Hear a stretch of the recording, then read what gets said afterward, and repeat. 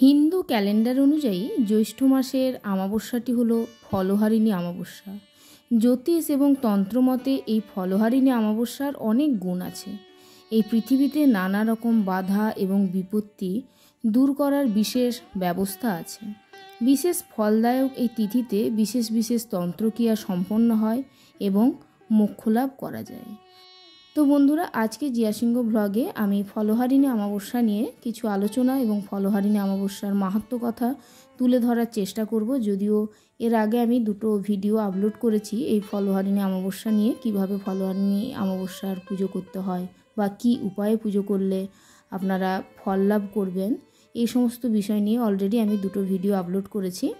তো তবুও আজকে আমি ভিডিও শুরুর আগে কবে পড়েছে আরেকবার আমি বলে দিয়ে মূল ভিডিওটির আলোচনা শুরু করব। এবং যদি ভিডিওটি ভালো লাগে আপনারা অবশ্যই কমেন্টে লিখবেন জয় মা কালীর জয়। এবং আমার চ্যানেলে যে সমস্ত বন্ধুরা নতুন আসছেন প্লিজ চ্যানেলটি সাবস্ক্রাইব করে পাশে থাকুন, এটাই আমার একান্ত অনুরোধ।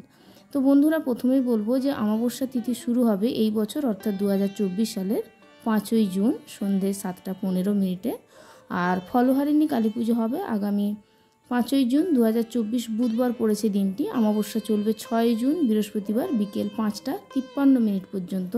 যেহেতু কালী পুজো রাতে হয় তাই 5ই জুন রাতে অমাবস্যা পড়ে গেলেই শুরু হবে ফলহারিণী কালী পুজো।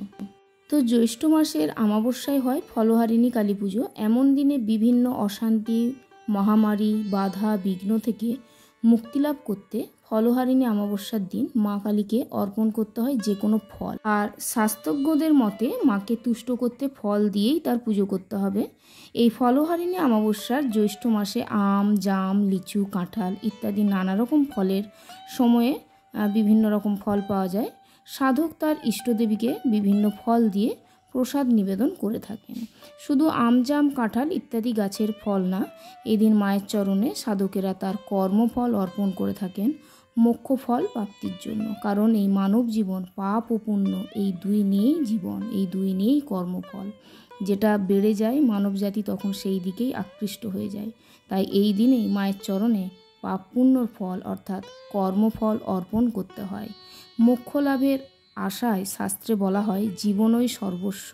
অর্থাৎ একদিকে ফলহারিণী যা সাধকের কর্মফল হরণ করেন, অপরদিকে কর্মফল হরণ করে সাধককে তার অভীষ্ট ফল মোক্ষ ফল প্রদান করে। বাঙালি জীবনে ফলহারিণী কালী পুজোর তাৎপর্য লুকিয়ে রয়েছে ঠাকুর শ্রীরামকৃষ্ণের জীবনে। ঠাকুর শ্রীরামকৃষ্ণ এই দিনেই তার স্ত্রী সারদা দেবীকে পুজো করেছিলেন জগৎ কল্যাণের জন্য। 1280 বঙ্গাব্দের জ্যৈষ্ঠ মাসে অমাবস্যা তিথিতে তিনি দক্ষিণেশ্বরে আদ্যাশক্তি সগুণ রূপের পুজো করেছিলেন। তিনি ফলহারিণী কালী পুজোর দিন শ্রীমা সারদাকে ষোড়শী রূপে পুজো করেছিলেন বলে আজও রামকৃষ্ণ মঠ ও আশ্রমে এই পুজো ষোড়শী পুজো নামেও পরিচিত।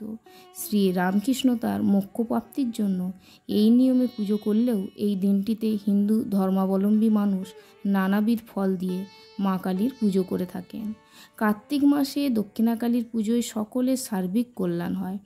আর ফলহারিণী কালী পুজো করলে আমাদের প্রত্যেকের বিদ্যা, কর্ম ও অর্থভাগ্যের উন্নতি ঘটে। প্রেম প্রণয়েও বাধা দূর হয়, দাম্পত্য সাংসারিক জীবনেও সুখ শান্তি লাভ হয় ও সাধকের জীবনে মোক্ষ ফল প্রাপ্তি হয়। তো শ্রী শ্রী ফলহারিণী কালী মায়ের এখন আমি মাহাত্ম্য কথা আলোচনা করব।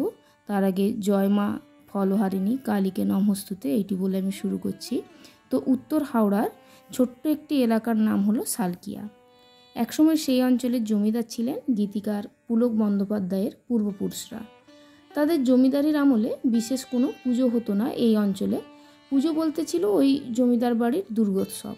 বছরে ওই একটি বারের জন্য জমিদাররা দরজা খুলতেন এবং ওই অঞ্চলের মানুষদের জন্য। তো এইভাবেই সুখে দুঃখে দিন কাটত। সেই সময়ে হঠাৎই একবার মহামারী দেখা দেয় চতুর্দিকে। অনেক মানুষ না খেতে পেয়ে অনাহারে মারা যেতে থাকে। অনেক মানুষ প্রাণ রক্ষার জন্য এলাকা ছেড়ে চলে যেতে থাকে।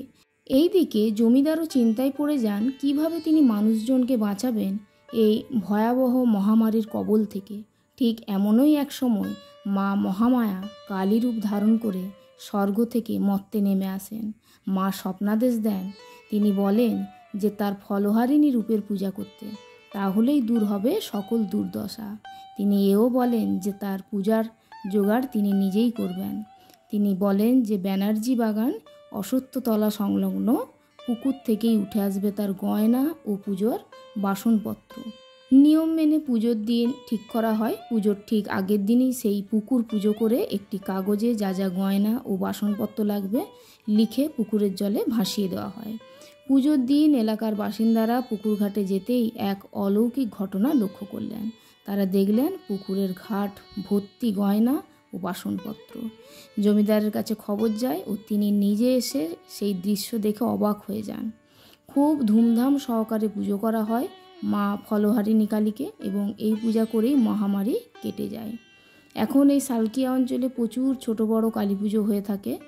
তাই এই এত পুজোর ভিড়ে মানুষ হয়তো ভুলেই গেছেন যে ফলহারিণী মায়ের কথা। তবে ব্যানার্জি বাগান সার্বজনীন দুর্গোৎসব কমিটির উদ্যোগে এই পুজো আজও হয়ে আসছে। পুজোর সঠিক বয়স জানা না গেলেও আনুমানিক 250 থেকে 300 বছরের বেশি প্রাচীন এই পুজো। আর ফলহারিণী কালী নাম হলেও এই পুজো প্রতি বছর ফলহারিণী অমাবস্যাতে হয় না, কারণ পূর্বে যখন মহামারী দেখা দিয়েছিল তখন ফলহারিণী অমাবস্যাতে পুজো হয়নি। একটি শনিবার দেখে পুজো করা হয়েছিল। একমাত্র তখনই এই পুজো ফলহারিণী অমাবস্যা তিথিতে হবে যখন ফলহারিণী অমাবস্যা তিথি শনিবার হবে, আর তা না হলে কৃষ্ণপক্ষের একটি শনিবার দেখে পুজো করা হবে। উত্তর হাওড়ার সালকিয়ার ব্যানার্জি বাগান লেন সংলগ্ন অশ্বত্থতলা কালী মন্দিরের ফলহারিণী মায়ের সঠিক বয়স জানা না গেলেও আনুমানিক বয়স হচ্ছে 250 থেকে 300 বছরের বেশি প্রাচীন ধরা হয়। মায়ের পুজোতে পশু বলি নিষিদ্ধ, বলি দেওয়া হয় শুধুমাত্র ছাঁচি কুমড়ো।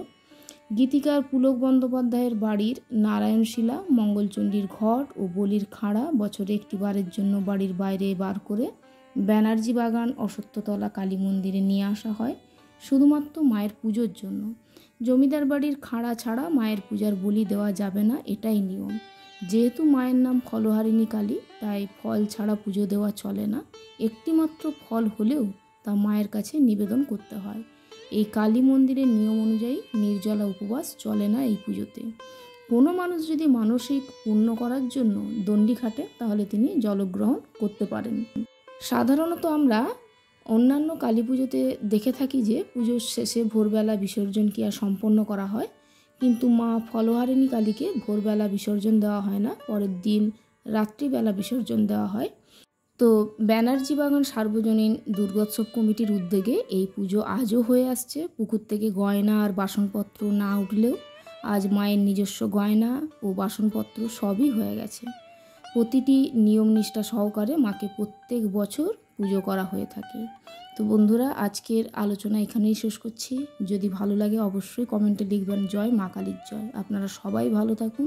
পরের ভিডিওতে দেখা হচ্ছে। জয় মা ফলহারিণী কালীর জয়।